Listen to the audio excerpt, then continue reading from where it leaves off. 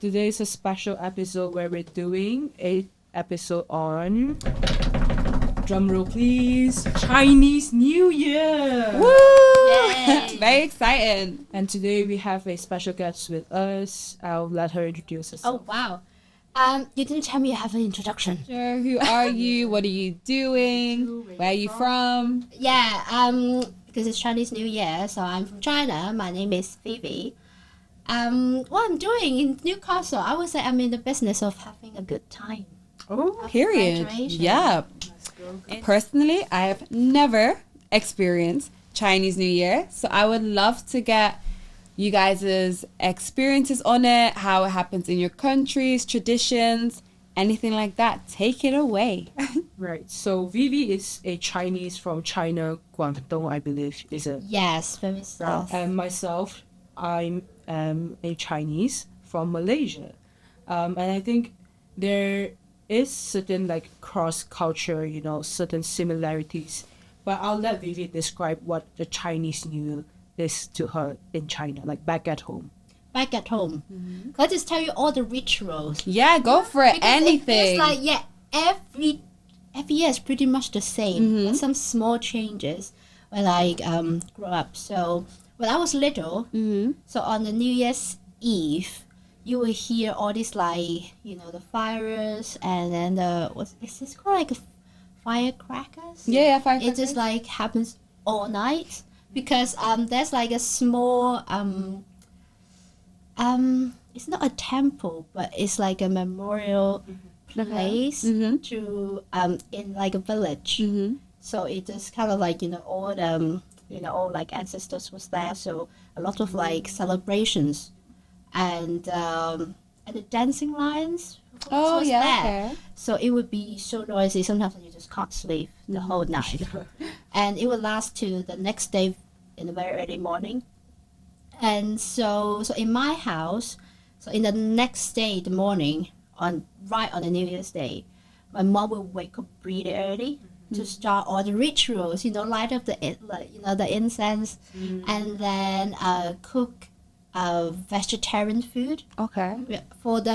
So we only have brunch on New Year's Day because my mom was like too busy at doing all the rituals, so she wouldn't have time to cook breakfast and then lunch. So we would just so she would cook like a vegetarian brunch. And so in the meantime, as a kid, we just kind of doll ourselves up. Just pick out all our clothes and then get ready to go out to visit all your like other family members later on. Yeah, I'm not sure why it has to be like a vegetarian. I was brunch. just about to ask. I was going to say, is there a reason why it has to be vegetarian?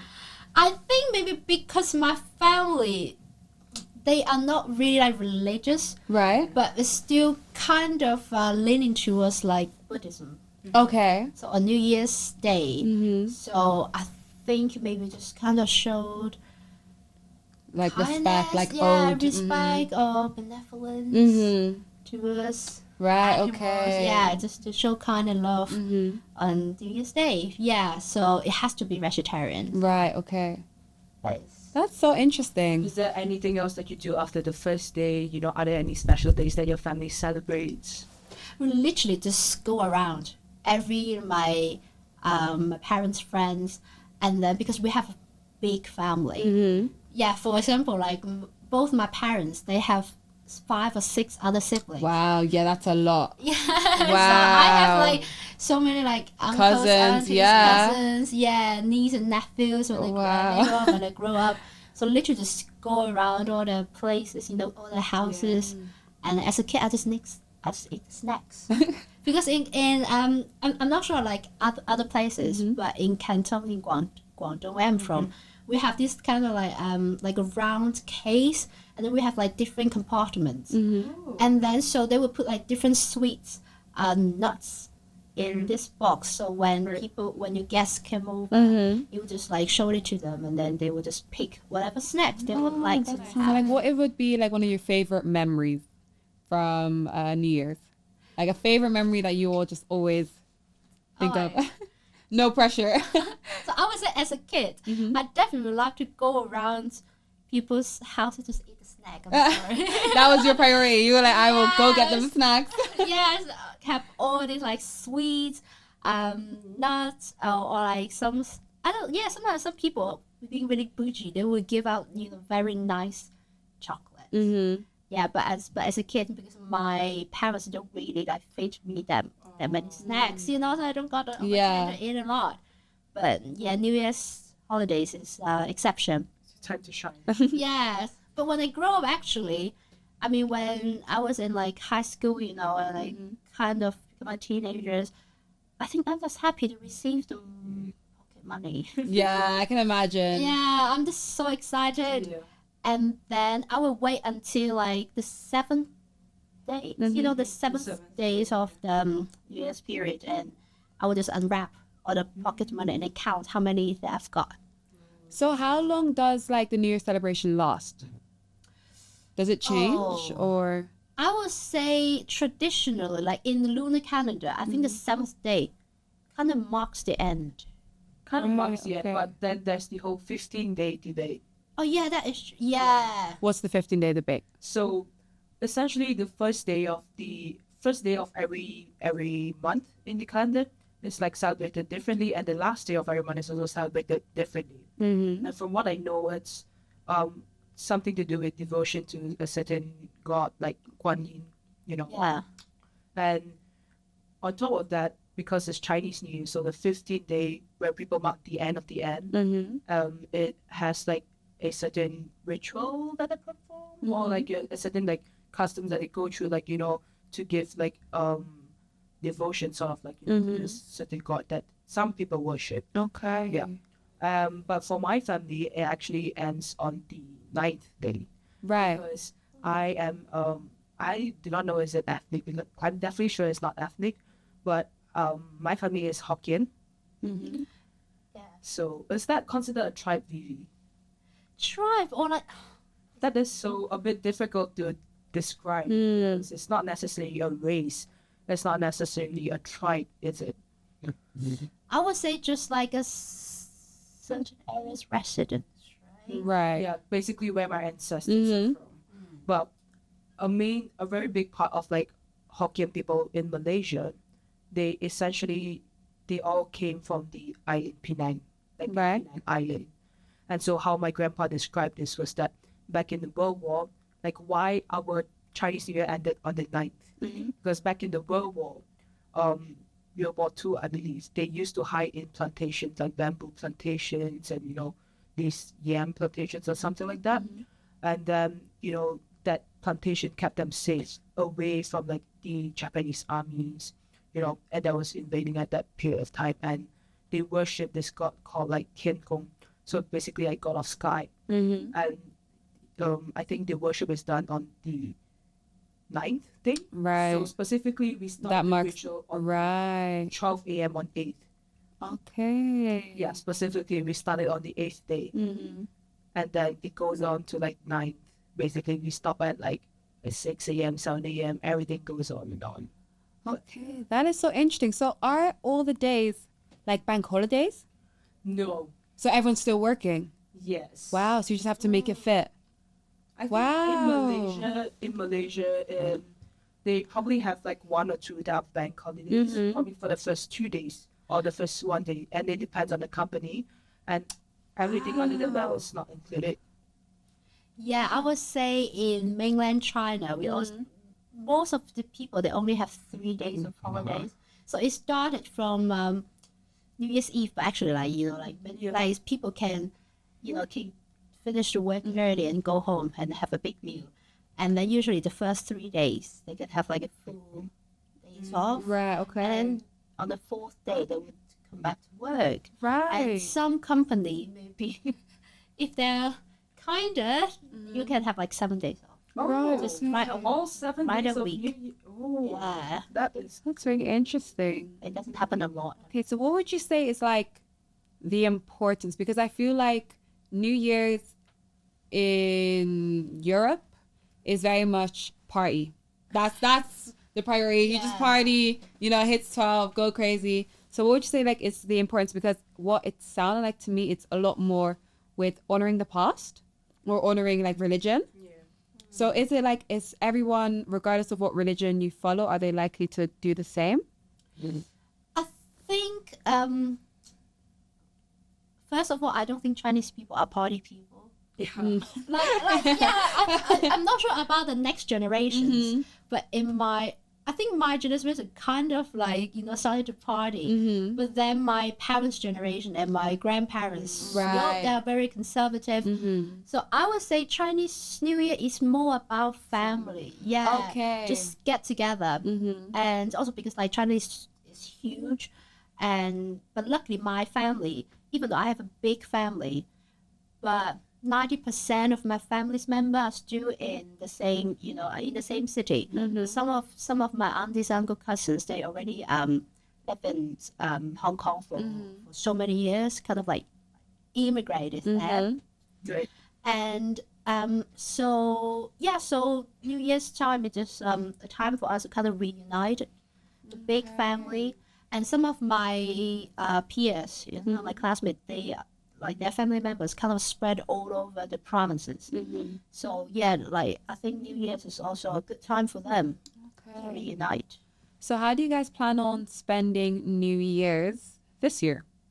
In Newcastle, Really? What's the plan? Do you have any plans, any ideas, any thoughts? I think probably go out have some Chinese food if I can book like nice.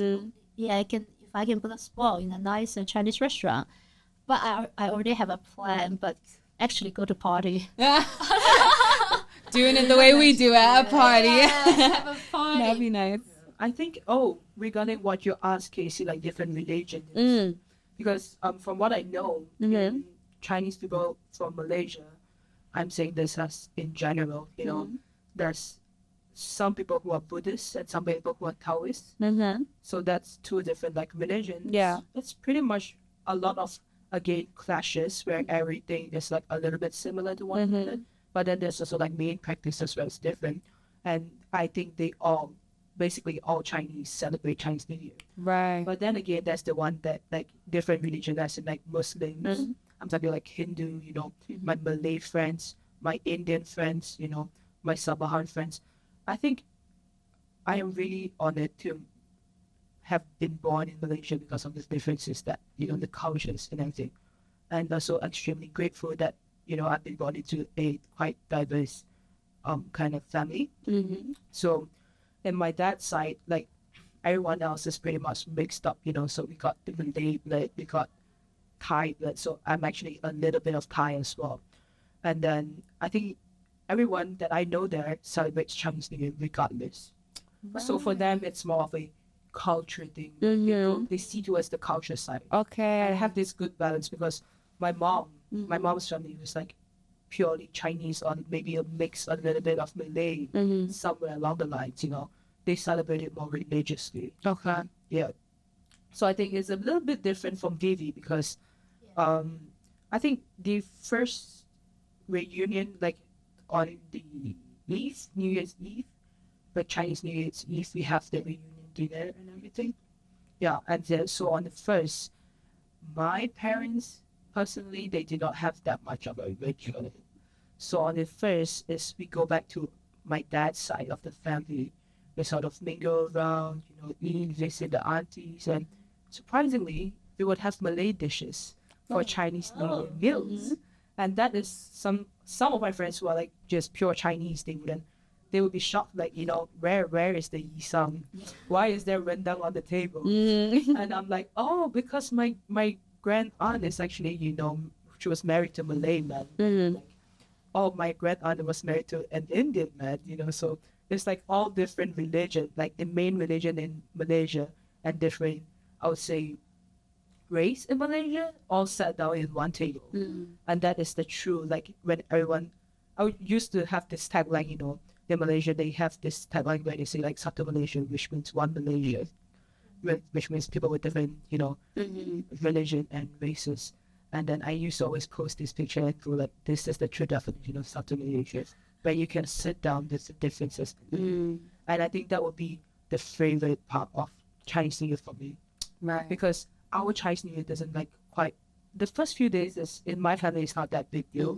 The big deal is on the 8th and the 9th. Right, okay. Where everyone drinks and gambles.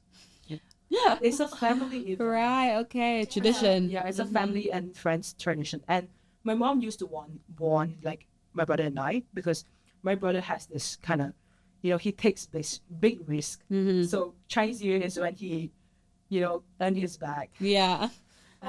He used to gamble like big money as a kid on the table, and I think growing up we all wanted, to see that, to have the fun and to, earn some bag at the same time, but I think after that, after realizing it, especially like when my grandma passed away, recently, I realized that, what, really the kids on the table were just entertaining the adults. Because there's no way my grandma is letting me win this much, Yeah. Yeah, and then when I talked to my mom about it, she was like, yeah, it was really all about, just bonding with the family. And she always wants us, like, if you want to gamble, if you want to drink at my house, you gamble on my table, not anywhere. Yeah. So do your family gamble? But Thinking about that one. I think nowadays, no, they don't really like. I think gamble in my in my province, my cities, mainly just like mahjong. Oh, okay. My mom loves that. Yeah, true. But I think like, but my parents love to do that around New Year's.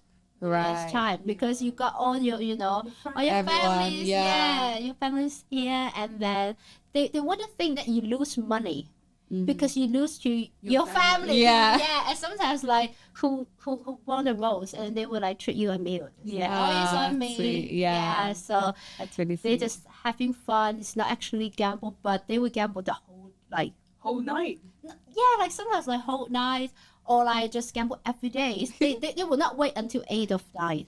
I They love will that. just like when they I have think time. They're just living life, letting loose. That's the same. Like if we go visit, I think it's also because like, somehow as, I don't want to say as Asian, but like, because we live different like city or province, when we meet up with like our family, we sort of have this awkward gap where we do not know what to speak to each other.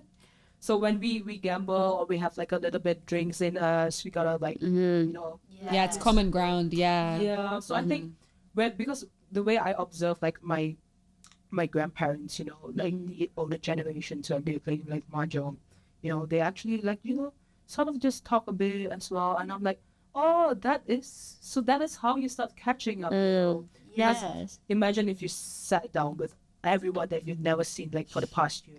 Yeah. You do not know Where to start. Yeah, exactly. And sometimes I prefer the mahjong to be like a distraction for all the aunties and uncles because they will ask you annoying questions, personal question. So I was like, no, just go play your cards. Just win some love money. that. Keep yourself entertained. Just don't come and bother me. As a kid. That's so sweet. Yeah. I love this. Sounds like a really nice tradition. It sounds really family based, which is quite interesting because I feel like a lot of people wouldn't automatically assume that, and I feel like it isn't as family based. I would say here, especially once you reach like a certain age, 18, you're going out clubbing. Your likelihood of people spending New Year's with their family here is very unlikely. I feel like these days everyone's out in the club, they're not really spending that time with their family. So I think that's really, really nice, very sweet. But for us, I think the family is the real big because if you think about it, this is just a theory, right? But like logically speaking, like why would we have a New Year's Eve dinner, like Chinese New Year's Eve dinner, where everyone has to be on the table and eating together, and then you spend the next few days together? I think the whole dinner concept was to make sure everyone's back at home. And yeah, that's what I've been thinking of, because I remember I had this job as a security analyst, and I wasn't, allowed the day off. Even then, I had to make sure that I was sat on the table when my grandparents were around.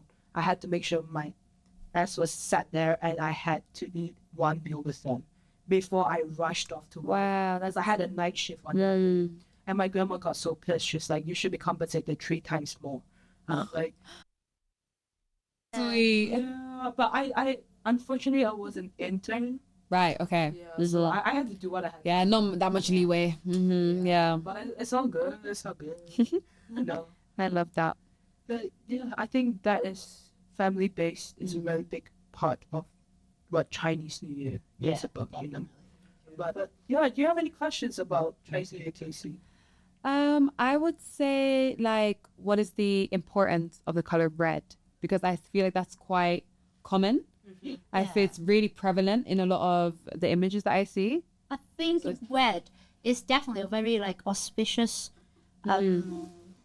symbol, like the colors in Chinese culture. But where does it come from? I never questioned it actually. It feels like I just, like Just accept it. It's just there. Yeah, like kind of it's in my blood. Yeah. It's like so That's it. It's ingrained in me. yeah. Well, I think I know the answer to this. Okay, so basically how Chinese New Year started, right, was there was a monster called Nian. Oh Yes, that story. And so the very big part of the story is it basically tells like why all these colors on these firecrackers are used, you know. So Nian is a monster that came to destroy a village, and he does it like probably every year or something, I think. And so someone discovered a way how to scare Nian away, which is the monster. I think they used like red lanterns, you know. Also the firecracker. Yeah, and the firecrackers, like the really loud firecrackers, and then like drums as well. And that they used that, and that scared Nian away. And after that, they celebrated. Right. So that's how, Okay. like, the whole That makes sense. Yeah. I love that. I love those kind of stories. But the whole firecracker is very different because, the firecrackers that we would traditionally use, like we call it like pian pao, the long ones, the red long ones, or like, they're all like interconnected, tiny little things. They're different from like fireworks, the one that people put like the big ones right out of the sky. Yeah, they're very different. I think the red ones are mainly like focused on the sound. Right. So it goes like something like what yeah. right now. Actually. Pretty on point. But yeah, that's the whole Chinese New Year thing, and drums and everything. And that in the end story. But yeah, so if everyone joins in for our next episode, thank you so much. While we dig out more personal information.